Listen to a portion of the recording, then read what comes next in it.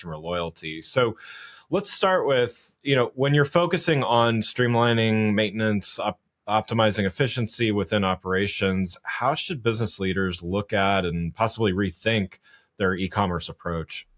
So that's a very good question because as I was mentioning before, because of the cost of money and everything else, I think that most of the companies have come to the conclusion that technology cannot be or cannot consume like more than around 6% of your revenue. And that's already a lot, right? When we're talking about only online. And the thing is, until today, we still see many companies that are using legacy systems or that developed their own platforms a couple of years ago or many years ago. And today they understand, again, the cost of that inside the corporation itself.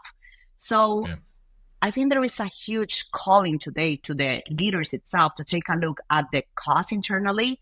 First of all, it's very hard to do that, right? Because when you have an internal solution, it's very hard to understand how much you're spending.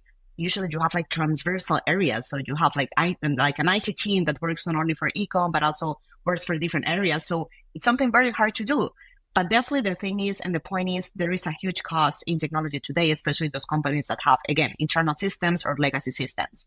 So there is a huge call on profitability. I think that we're seeing this, it's been a couple of years already. It's not only increasing revenue, but it's also increasing margin, it's increasing profitability. That's what's going to make the difference. And there is something very interesting, but this morning I was reading a report from Andy Rohr, so the same one that does the B2B paradigm. And he was saying like, most of the customers today are really focused on trying to increase their revenue from existing customers instead of just trying to get new customers.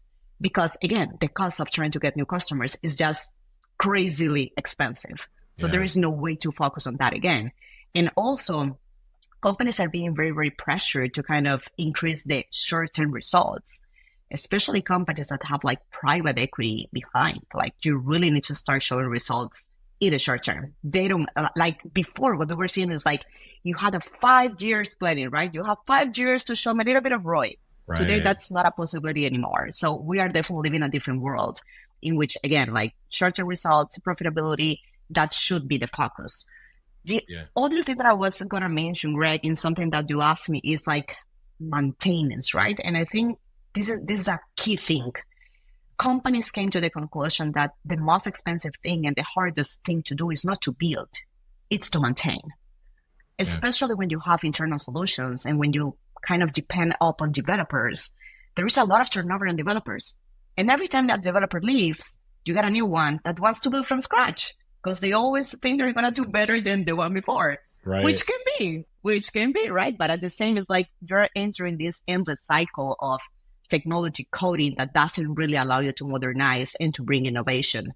So that's the other kind of call out that I would make to these retailer leaders and these e-commerce leaders.